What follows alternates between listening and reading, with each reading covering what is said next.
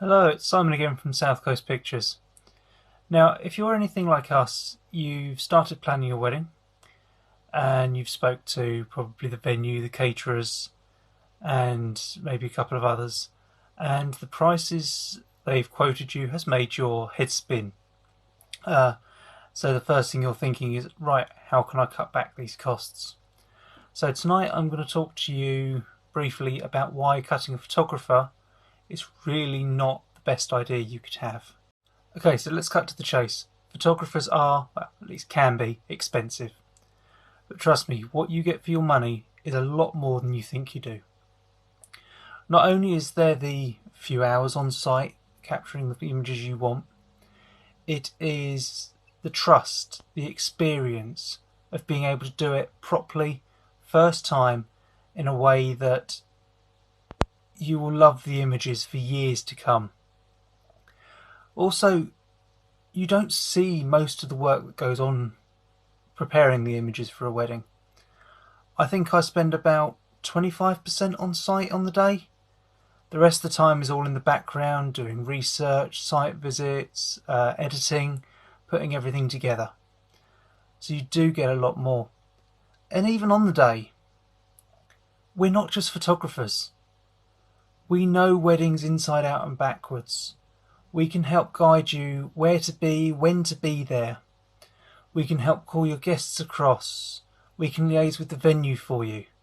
We can even be dress fluffers if you need us. So as you can see, we're very adaptable. The second point, photographers are not guests. We have certain privileges, which means that the registrar or whoever's celebrant doesn't expect us to be sitting in a seat behaving ourselves. We're allowed to wander around, we're allowed to have the camera out. Alright, some don't allow flash, but some do. If your guests tried that, I'm pretty sure whoever was running the ceremony would get annoyed pretty quickly. As would you guys. You try and come down the aisle and you can't see your fella because there's 6 people trying to take a photo in the aisle. It just doesn't work. Also, we understand we're there for work. Guests are there to enjoy themselves. You won't find us, or many of us anyway, standing at the bar, having a beer, not paying attention to what's going on around us. We know we're there to work, we're watching what's going on, we're seeing what your guests are up to, we know what's happening time-wise, so you will never miss a moment with a proper photographer. Also, while we're talking about proper photographers, there's a lot more to photography than just having a good camera. Yes, Uncle Bob may have a top-of-the-range camera. Yes, he may love photographing holiday snaps or wildlife or whatever he does. But does he know weddings? Does he know where to be? What's going to happen next? Can he spot the random moments that happen at every wedding? Probably not. Will he be in the way? Will he get on your nerves? Will he know how to organise a group? Will he know the best positions, the best lighting to capture images that you want to hang on your wall for years to come? Now, he may do, but let's be honest, the photos I took when I first started this 13 years ago now are nowhere near the quality I do now. Experience plays a massive part in what you get. The final reason I think you should have a professional photographer for your wedding is most of us only plan to do it once. There is no, oh, let's just redo that. Let's just line up the vows again. You only get one chance at the reaction and of the emotion of the day.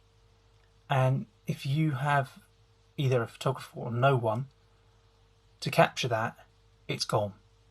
There is no second chances. So, like I say, I understand I'm a little bit biased to this whole debate. So I just want to share with you a few discussions I've had with people at other wedding fairs, just other guests at weddings, things like that, who have decided to cut corners for their photographers and to a more or less extent regretted it. So firstly, I was talking to a lady whose partner's friend took the photos all day. Again, nice camera, but he spent all day hanging with his mates and the groom. So all the photos they got back were of the groom and the groom's family, them skylarking around. There was very few of the bride, the bridesmaids. I remember she had none of her dress at all because they'd got a friend to do it. I remember talking to a couple who had done the disposable cameras, put those out around the table, given them to certain guests, hoping for a more casual, relaxed approach with letting their guests do it. Not only did this cost them an absolute bomb to get the photos developed, they ended up with about one roll of nice photos. Everything else was people messing around. A couple of the kids had got the camera and held it the wrong way round, so they were taking pictures of their eyes instead of what they were actually looking at. There was one camera where it was just a whole roll of just two people. I assume it was a kid got it for their mum and dad, but literally every photo of these same two people. And there was nothing there really that they could use for their memories. There was someone I was talking to who chose not to have a photographer at all. They got married young, trying to save costs. It was only a small ceremony, so it didn't seem like a massive thing at the time. However, now they've been married 30, 40 years, got kids, grandkids. They've got nothing to show for the day, just stories. And they regret not having those pictures to be able to back that up. Finally, I was talking to a couple who'd had their guests take the photos. So everyone was allowed their phones out. And I think, to be fair, the registrar wasn't particularly keen on the idea. So all the photos they got at the service was taken from the seats. No one could move around. There was no up-close photos. Pictures of the day, people were taking photos that they wanted, not necessarily what the bride and groom wanted.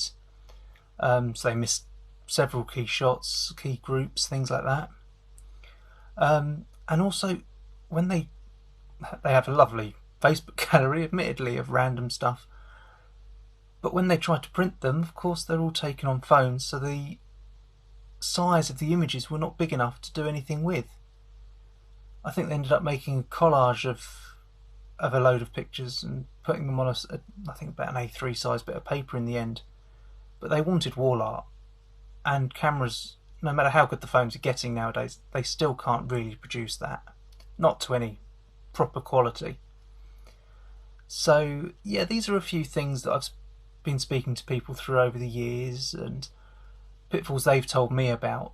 So I'm just passing this on to you to make sure you don't make the same mistake, don't regret it, because literally, like I say, we only want to do this once. If you're lucky enough to do it as a vow renewal or something, then great, you get a second chance.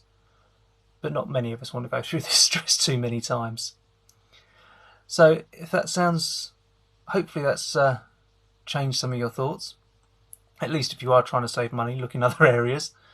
But if you want to drop us a message, chat, talk about what we've said, anything like that, hit the message button, comment on this below, and we'll be in touch.